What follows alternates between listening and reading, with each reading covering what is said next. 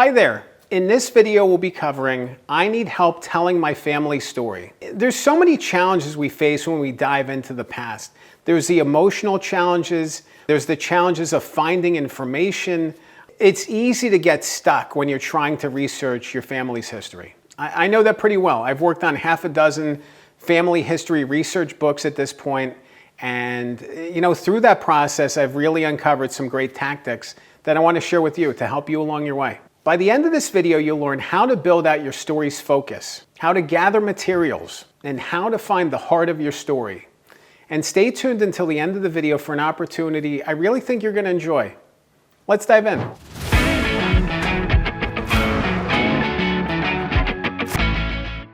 There are so many blocks that can get in our way when we're trying to tell a family story. There's one about the reality that it's not always easy or comfortable.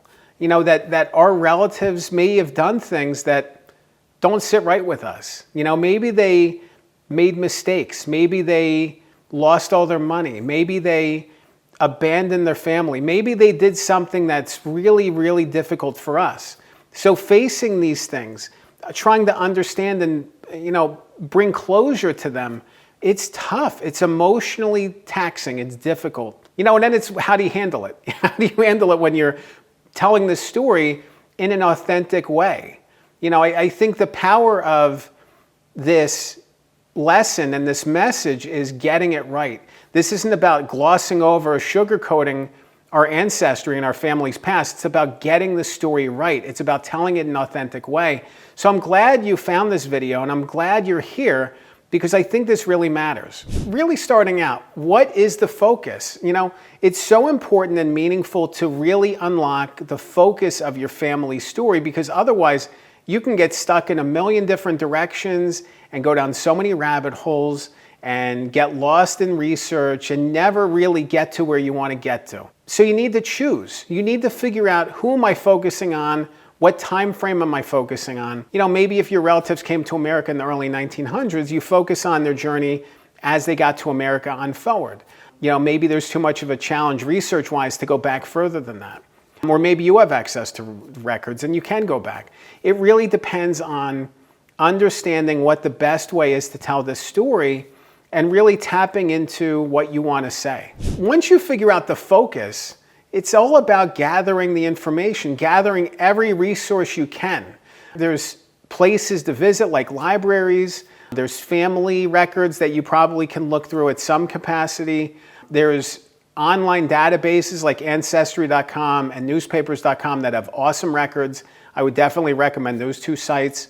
There's things to look for. So it's really interesting to think about all of the information that we can gather. There's so much information today at our fingertips that really changes the game in terms of family research. I think back to a project I worked on 2 decades ago. It was about the town founder of Millersville, Pennsylvania.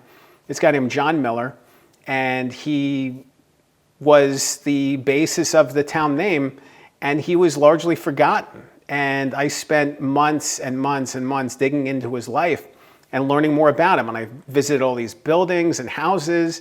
I went to libraries and dug through newspaper research, cemetery records, all these sorts of things. A lot of that research today could have been done in the span of a couple weeks. That took me months. So if you're hitting walls, there may be ways through those walls that are so much easier today than they had been in the past. Beyond that, if there's gaps in your story, or if there's flavor and flair that you want to add, there's stories, the personal touches. Gather interviews, talk to your relatives, talk to the people who've been here before you. Talk to those people in our family who were documenting the family story. Each generation kind of has those people who are interested in it, who look into it a little bit more, who are maybe closer to our older relatives and are able to gather some of these stories. Find those people, talk to those people, get those stories documented, record audio, preserve this stuff. Make sure that you keep it, because you want to have access to this no matter what. You want to have those pieces, those stories preserved that you can dial back to and come back to at any point. The heart of your story is so important. What is the heart of your story? Who is the main central character? What is the message that you're sharing by carrying their story forward? Who is the person that is carrying this action, because it's tough to carry action when it's just ancestry records and public information. It's tough to really breathe life into that. You need something more than that. You need some life, some color, some sensory details. I want to, when I'm reading a family story, I want to feel like I transition back to that. I want to feel like I'm back in that age, in that era, smelling that cigar, looking at the cars. I want to feel like I'm like back in this place. And it takes time, it takes time to really get there. It takes time to get it right. So you can really layer some of the interviews that you've done with some other recollections. Maybe you watch movies and other things of that era to find out what things looked like. Go back and check out YouTube, see what's there in terms of videos. Check out your local library, see what existed from that time period. You need to put yourself in that place and understand what it looked like. It's awesome when you can do that. It's awesome when you can, just take a minute. There's a website called criticalpast.com that has archival video records. That's a good site to check out. If you're just interested in looking at newsreel footage from the 30s and the 40s, for example, to get an insight on what things look like back then, check these things out. There's resources available to help you fill in gaps and bring color and vibrance and energy to these potentially flat stories. You don't want this to be flat. You want it to be powerful and moving. The structure of your story is so important. Structure matters almost more than anything else, because the structure dictates what you include or don't include, really.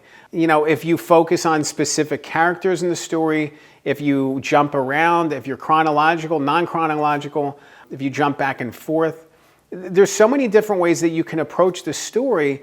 But by understanding the structure and understanding how you're organizing the story, it's going to make the process easier for you to figure out what to include and not include. So that has to be a part of the conversation. It's not just, I'm going to get everything and then just figure out how it goes.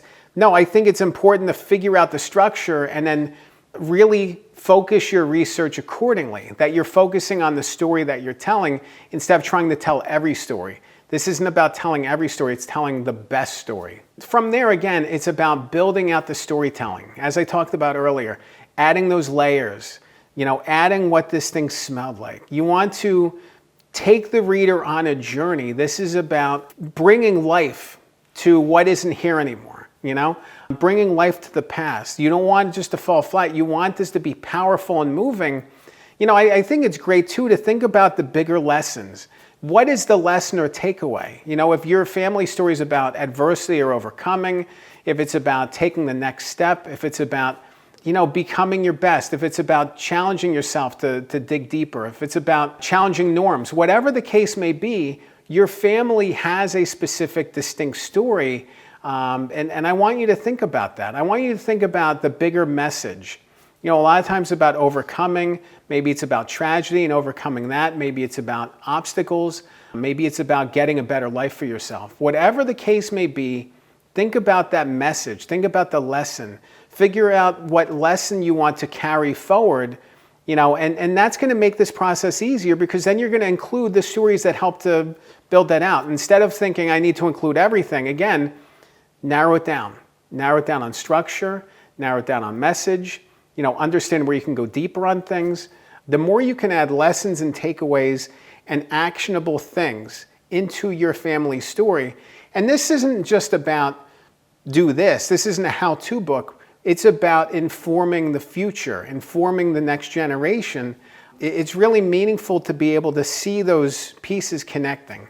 So it's really just about seeing the bigger picture and recognizing that these stories are there for us to learn from. This isn't just static, but it's something important and meaningful that we can learn from that helps informs the steps that we take in our own lives. One more thing I want you to keep in mind is to get help if you need it.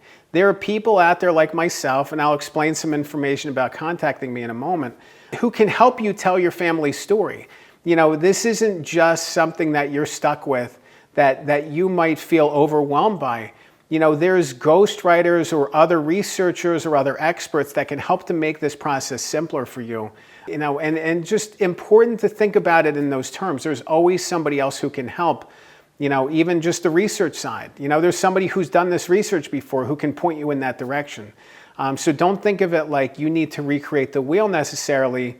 There's people out there who can help, and I definitely want you to be empowered in this process and not feel like this is a burden. If you're interested in learning more about I need help telling my family story, I'd love to talk. You can visit my website. It's goodghostwriter.com. You can click the link below. I write books for people who are interested in telling their family story. So if you're interested in doing that and you're interested in working with somebody like me, I would love to talk to you. I can talk to you about my process, my system, the things that I do to help bring these family stories forward, and just the empowerment that comes from doing this the right way, because you really have one chance to do this right, and I don't want to see you cut corners or write a book that you're not proud of. I want to see you do this the right way and see all of the results and all the power that can come from it. Remember, a good book can change your life. I'm Dan Good. Thanks for watching.